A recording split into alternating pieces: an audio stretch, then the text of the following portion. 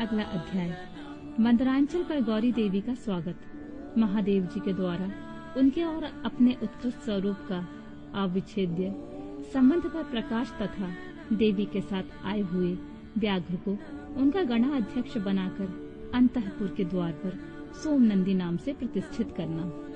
ऋषियों ने पूछा, अपने शरीर को दिव्य गौण वर्ण से युक्त बनाकर गिरिराज कुमारी देवी पार्वती ने जब मंदरांचल प्रदेश में प्रवेश किया तब वे अपने पति से किस प्रकार मिली?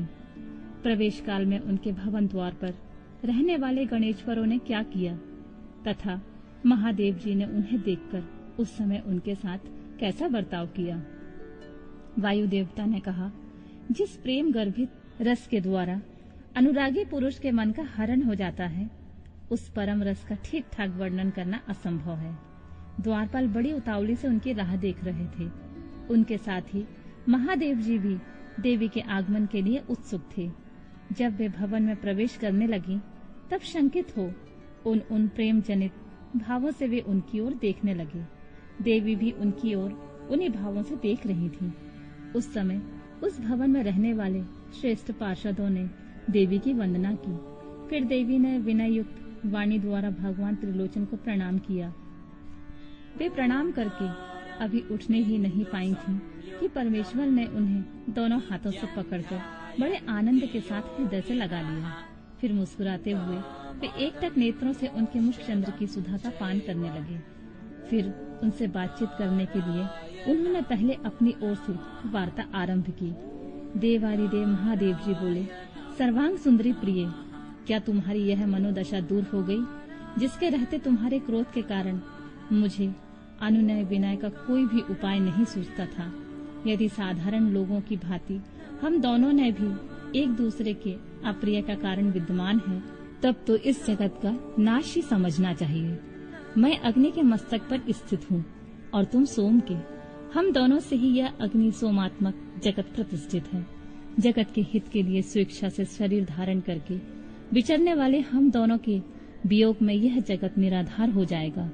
इसमें शास्त्र और युक्ति से निश्चित किया हुआ दूसरा हेतु भी है। यह स्थावर जंगम रूप जगत वाणी और अर्थमय ही है। तुम साक्षात वाणीमय अमृत हो और मैं अर्थमय परम उत्तम अमृत हूँ। ये दोनों अमृत एक दूसरे से विलग कैसे हो सकते हैं? तुम मेरे स्वरूप का बोध कराने वाली विद्या हो और मैं तुम्हारे दिए हुए विश्वासपूर्ण बोध से जानने योग्य परमात्मा हूँ। हम दोनों क्रमशः विद्यात्मा और वेदात्मा हैं। फिर हमसे वियोग होना कैसे संभव है? मैं अपने प्रयत्न से जगत की सृष्टि और संहार नहीं करता। एकमात्र आज्ञा से ही सबकी सृष्टि और संहार उपलब्ध होते हैं। वह अत्यंत गौरवपूर्ण आज्ञा तुम ही हो। ऐश्वर्य का एकमात्र सार आज्ञा है, क्योंकि वही स्वतंत्रता का लक्षण है। आज्ञा से वियुक्त होने पर मेरा ऐश्वर्य कैसा होगा? हम लोगों का एक दूसरे से विलग होकर रहना कभी संभव नहीं है। देवताओं के कार्य की सिद्धि के उद्देश्य से ही मैंने उस समय उस दिन लीला पूर्वक व्यंग वचन कहा था। तुम्हें भी तो यह बात अज्ञात नहीं थी, फिर तुम कुपित कैसे हो गयी? अतः यही कहना पड़ता है कि तुमने मुझ पर भी जो क्रोध किया था वह त्रिलोकी की रक्षा के लिए ही था, क्योंकि तुम में ऐसी कोई बात नहीं है जो जगत के प्राणियों का अनर्थ करने वाली हो। इस प्रकार प्रिय वचन बोलने वाले साक्षात परमेश्वर शिव के प्रति श्रृंगार रस के सारभूत भावों को प्राकृतिक जन्मभूमि देवी पार्वती अपने पति से कही हुई यह मनोहर बात सुनकर इसे सत्य जानकर मुस्कुराकर रह गईं। लज्जावश कोई उत्तर न दे सकी, केवल कौशिकी के यश का वर्णन छोड़कर, और उन्होंने कुछ नहीं कहा। देवी ने कौशिकी के विषय में जो कुछ कहा उसका वर्णन करता हूँ।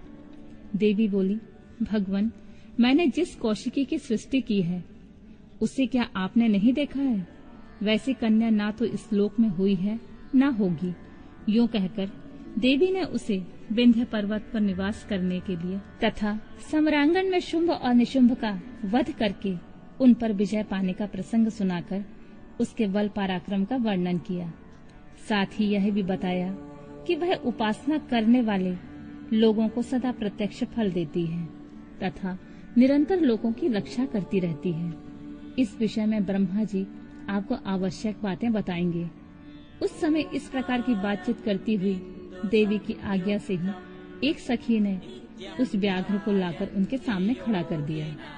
उसे देखकर देवी कहने लगी, देव, यह व्याघ्र मैं आपके लिए भेंट में लाई हूँ। आप इसे देखिए। इसके समान मेरा उपासक दूसरा कोई नहीं है। इसने दुष्ट जंतुओं के समूह से मेरे तपोवन की रक्षा की थी। यह मेरा अत्यंत भक्त है और अपने रक्षणात्मक कार्य से मेरा विश्वास पात्र बन गया है। मेरी प्रसन्नता के लिए यह अपना देश छोड़कर यहाँ आ गया है। महेश्वर, यदि मेरे आने से आपको प्रसन्नता हुई है और यदि आप मुझ पर अत्यंत प्रेम करते हैं, तो मैं चाहती हूँ कि यह नंदी की आज्ञा से मेरे अंतःपुर के द्वार पर अन्य रक्षकों के साथ उन्हीं के चिन्ह धारण करके सदा स्थित रहे। वायुदेव कहते हैं, देवी के इस मधुर वचन और अंततोगत्वा प्रेम बढ़ाने वाले शुभ वचन को सुनकर महादेव जी ने कहा, मैं बहुत प्रसन्न हूँ।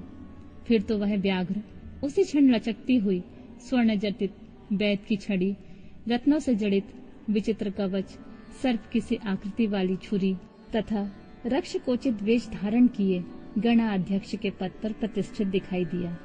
उसने उमा सहित महादेव और नंदी को आनंदित किया था, इसलिए सोम नंदी नाम से विख्यात हुआ।